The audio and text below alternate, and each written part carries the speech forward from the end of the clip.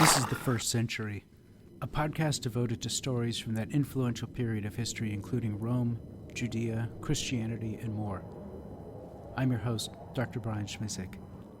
Get ready to go back in time and enter a world before computers, the stagecoach, the printing press, or even stirrups had been invented for horses. We're about to enter the first century. Episode 27. Caligula fulfills a prophecy. Herod Agrippa visits Alexandria on his way to Judea. Gaius was flexing his power now that he had fully recovered from his illness. He recalled how, years earlier, the astrologer Drusilla had told Tiberius that Gaius had no better chance of becoming emperor than crossing the Gulf of Baiae on horseback. So Gaius decided to do just that. He bridged the gap between Baiae and Puteoli by linking merchant ships together and anchoring them in a double line between Puteoli and Misenum. He then had mounds of earth heaped upon the ships and effectively built a road. He rode his own horse over this bridge, back and forth, over 2 days, dressed regally and triumphantly. On the second day, he was accompanied by the entire Praetorian Guard, some friends, and even the boy Darius, son of the Parthian king Artabanus, who had been offered as hostage some years earlier when Vitellius and Herod Antipas had negotiated the Parthian peace treaty with Artabanus. Gaius smugly thought to himself, if Drusilla had told Tiberius that I had no better chance of becoming emperor than crossing the Gulf of Baiae on horseback, prophecy fulfilled. In late May, Gaius's favorite sister and named heir, Drusilla, came down with fever, and she died shortly thereafter, on the 10th of June at the age of 21. Gaius was devastated. He ensured that honors were given to her, confirmed by a vote of the Senate. The entire empire was to go into mourning. Lepidus, Drusilla's husband, delivered the eulogy. But mourning and honors were not enough. Gaius insisted that the Senate decree that she be considered deified, a goddess, Diva Drusilla Panthea, and the Senate obliged. She was the first woman to be declared divine, though Tiberius had prohibited the same appellation on Livia, his mother. Yet declaring someone divine required proof. In the case of Augustus's divination, Numerius Atticus testified that he had seen Augustus's soul ascend to heaven. Numerius swore an oath to that effect and was paid 1,000,000 sesterces by Livia, Augustus's widow. So, in Drusilla's case, it was a certain Livius Geminus who testified that he had seen her soul ascend into heaven, and, as a result, he was paid 1,000,000 sesterces.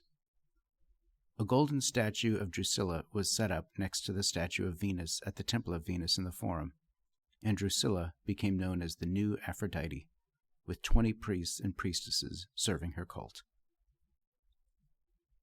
Back in Alexandria, Flaccus learned of Macro's fate and became even more despondent and worried about his own welfare.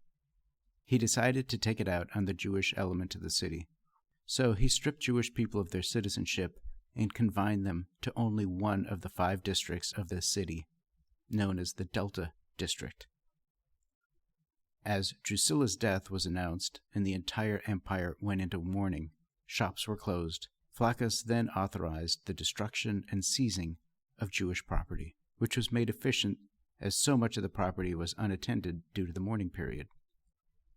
The crowds took it as an opportunity to loot these buildings, which were going to be vacated now that all Jews were confined to one neighborhood only.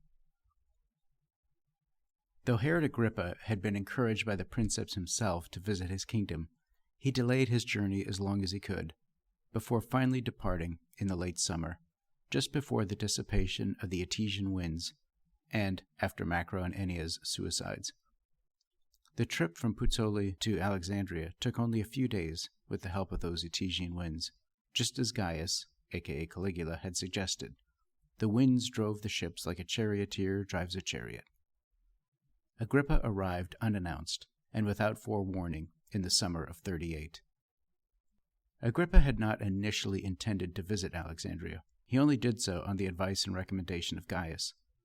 Agrippa's unannounced arrival caused the insecure Flaccus to become even more so. Since Agrippa had seen the city before, he did not intend to stay long, only stopping there due to Gaius's urging. But now Flaccus's enemies knew that he was spooked and began to tell him that Agrippa was only there to take control. After all, they intimated, Agrippa had been given the title of king by Gaius himself. So, with Flaccus's tacit approval, the people of Alexandria began to mock Herod Agrippa. Flaccus maintained a polite disposition to Agrippa face to face, but insulted him by insinuation behind his back and took no action to suppress the heckling crowds. As a result, crowds continued to become more and more colorful in their outrages and insults to Herod Agrippa.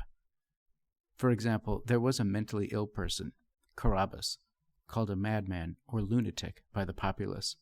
He was often found naked on the streets of Alexandria, and he was the object of derision and scorn by children and adolescents. But now that Herod Agrippa had arrived on the scene, the people paraded Carabbas through the streets to the top of the gymnasium and jeeringly bestowed honors and titles upon him, calling him Maris, which means Lord in Aramaic, effectively mocking Agrippa himself. Still, Flaccus turned a blind eye and let the insults continue. The next day, the crowds demanded that Flaccus erect statues of Gaius in the synagogues, knowing that this would be an affront to the Jewish element in the city. Flaccus acquiesced. This act of provocation achieved its intended effect. Jews in Alexandria were offended and refused to offer homage to the statues of Gaius. Moreover, there were physical altercations between those assigned to install the statues in the synagogues and the members of the synagogues themselves. Riots broke out, and Flaccus brought Roman force and the fury of the incited mob to bear on the situation. Philo, a Jew from Alexandria, and brother to the Alabarch, met with Herod Agrippa and told him about the calamities they'd been facing and continued to face at the hands of Flaccus's rule. Herod Agrippa said he would assist by sending a letter to Gaius himself, which he did, before finally setting off for his own kingdom of Judea. Next time, we'll hear more about Caligula, his dinner parties, and his love for the theater.